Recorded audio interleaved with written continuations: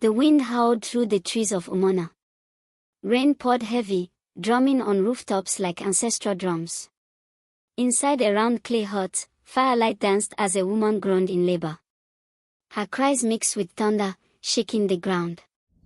Then, lightning flashed, cutting across the sky. In that moment, something stirred. It wasn't just a child being born, it was a sign. A warning. A prophecy whispered through blood and storm eye. Just outside the hut stood the Udala tree, twisted, ancient, and feared by all. As the second twin's cry pierced the storm, lightning cracked from the heavens and struck the tree. Its bark split down the middle, and thick red sap oozed from its heart. Elders gathered in silence. A sign, they whispered. A spirit awakened. A shadow cast at birth. Some saw sorrow, others, sacrifice. But none could forget what that night had brought. They came into this world moments apart, two baby girls beneath the cursed moon. One, her skin dark like rich soil, quiet and steady in the midwife's arms. The other, pale as palm milk, with a strange glow that made even the old women uneasy. The villagers watched in stunned silence. Was it a blessing, or a sign of something the gods had yet to reveal? Only time would tell what fate had been born that night. They grew up side by side, but walked different paths. One, dark-skinned, strong, carrying heavy clay pots down dusty village roads. The other, light-skinned, adorned in bright beads, laughing with the village boys under the trees. The elders watched in silence.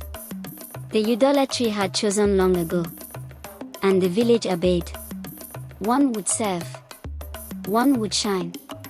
But fate does not forget. At night, she sat alone beneath the wounded idolatry. Its cracked back whispered stories only silence could hold. Stars blinked above like ancient eyes. Her fingers dug into the earth as questions burned her lips. Why did her sister shine so bright? Why did she feel invisible in her own home? The wind offered no answers, only the sound of leaves falling like forgotten prayers. Inside their mother's clay hut, two daughters sat in the same room, but in different wards. One, wrapped in fine silk wrappers and golden beads, laughed sweetly as their mother adorned her. The other, sitting in the dim corner, watched quietly, her heart heavy. No scolding, no comfort. Just silence. Even love had chosen a favorite. And the one left behind. She learned to swallow her sorrow with a smile. The morning sun glistened on the backs of 10 armored guards as Chief Azuka rode into Umunna. Horses neighed, villagers gathered, eyes wide at the glimmering chest of gold and spices. Drums beat in the distance. A stranger from the east, wealthy, bold, and dangerous. He came not just for trade, but for a bride. The village girls stood in a line, each wrapped in their brightest cloth, beads clinking, eyes filled with silent prayers. Adaugo stood proudly among them, her smile wide, confident. Her heart beat fast, sure she would be chosen. But the gods, it seemed, had a cruel sense of humor. Just as the chief finished scanning the girls, he turned sharply. His eyes locked onto Adanne, barefoot, sweeping sand near the idolatry. Silence fell. Then, his finger pointed. "That one," he said. Gasps erupted. Adanne froze. Even the birds in the trees seemed to pause. Adaugo's smile faded. Her hands trembled as villagers whispered behind her. Her sister. The seventh girl. Chosen over her. Rage and disbelief danced in her eyes, but she masked it with a forced grin. A storm was brewing, and it wore beads and perfume. That night, on the mat they shared since birth, Adaugo whispered to Adanne. Her voice was sweet as honey, but her eyes were sharp as thorns. "You'll be fine, sister. You're lucky." Adanne turned away, but her heart knew, this sweetness hid poison. The door burst open. Mama Kechi's eyes burned like firewood embers. "You think you're better now," she screamed. Her words slapped harder than her hands ever could. Adanne flinched, but didn't answer. She had no answer. Only tears. At dawn, they bathed her in cold water and wrapped her in red cloth, the color of sacrifice. Adanne sat still as strange hands rubbed her skin with oil. The beads felt heavy. Her heart heavier. She was being given away like a goat, dressed for slaughter. The golden carriage rode forward, pulled by horses as white as clouds. Adanne sat inside, eyes hollow. Behind the hut, Adaugo watched in silence. Her fists were clenched, her jaw tight. The sky was clear, but inside her, thunder was already rumbling. The golden carriage stopped before a mansion too quiet, too still. No children played. No birds sang. Chief Azuka's house stood like a tomb, grand on the outside, but empty inside. Adanne stepped out slowly, her eyes wide with unease. Her new home felt like a grave. She was shown a room with high walls and no windows. The head servant whispered, "Never leave after sunset. Never open the doors in the east wing." Then he vanished. That night, the silence screamed. A cold wind passed, but no windows were open. Darkness fell like a curse. Adanne lay on a woven mat, eyes wide. From beyond the walls came voices, soft crying, whispers in broken tongues, fingernails scratching wood. Her heart raced. She clutched her wrapper.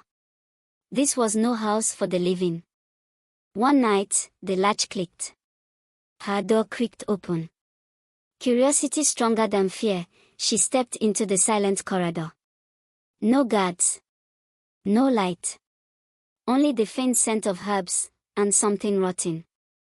Her bare feet made no sound as she walked deeper. She stepped closer. One by one, she read the names, Zoba, Nina, Efioma. Faces forgotten by the world, but trapped here forever. She turned to run, but the door slammed shut. The air turned heavy. A low hum filled the room. At dawn, she smeared ash on her face. Her hair wild, her eyes distant. She whispered to the guards, "The river goddess cursed me." They stepped back in fear. Madness, they thought. Curses, they feared. So they left her alone. That night, she fled barefoot into the forest. The mansion faded behind her. Moonlight guided her path, branches tore her wrapper, but she didn't stop. The voices of ancestors called. Her heart pounded, not in fear, but in freedom. Her feet gave way near the riverbank. She collapsed, breath shallow, face bruised, dress torn by the forest. The moon hovered above, silent witness to her pain. Her tears mixed with the sand. She had escaped the house of death, but would she survive the wild? Out of the mist, she came, an old priestess with white chalk on her face and a staff of bone. She stood over Adanne, eyes deep like time itself. With a whisper to the gods, she touched her forehead and said, "The river has brought you, and I will restore you." Beneath the silver moon, the priestess bathed her in sacred water. She chanted in an ancient tongue, calling on spirits of earth and sky. Adanne's wounds stung, but the pain faded. As the river flowed, so did her fear. She was no longer just a girl, something had awakened. Days passed.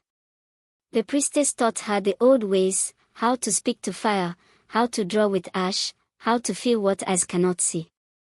Adanne sat cross-legged, her fingers tracing sacred marks. She wasn't running anymore. She was becoming. Under sacred stars, Adanne rose, wrapped in ritual robes, her body glowing faintly with unseen energy. Her eyes no longer wept, they burned with purpose. The ancestors stirred. The bloodline of women forgotten now lived again, in her. She sat by the shrine, eyes closed, the moon above, spirit symbols glowing around her. Drums echoed softly in the wind. She breathed in silence and exhaled strength.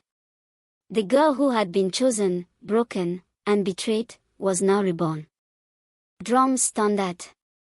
Dancers spun in colorful wrappers. The air was thick with laughter and palm wine. Umunna had gathered for a royal wedding. Adaugo, the village jewel, was to wed the prince of his kingdom. The celebration was loud, but a storm walked silently into the crowd. Adaugo stood like a queen, her body draped in coral beads and shimmering fabric. Her smile lit the square. The prince stood proudly beside her, charmed by beauty, unaware that truth, wrapped in silence, was walking closer, step by step. A hush fell over the square as a woman entered, face hidden behind a flowing red veil. She moved slowly, like someone returning from the underworld. No one knew her name. But the air remembered her. Adaugo's laughter froze mid-breath. Her eyes locked on the veiled figure. The woman stood still, then slowly lifted her veil. The drums fell silent. Even the wind stopped. Across the square, the past returned, wearing scars.